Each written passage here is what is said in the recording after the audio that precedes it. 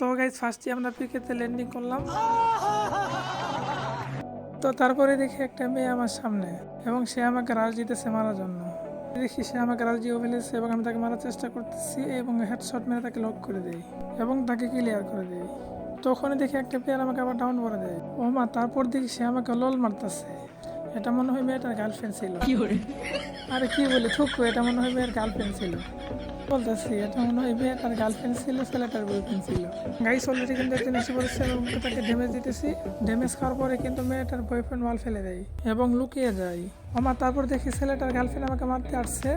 তাকে full damage দিয়ে আমি ওয়াল ফেলে নেই এবং তাকে আবার রাশ দিয়ে হেডশট মেরে নক করে দিই।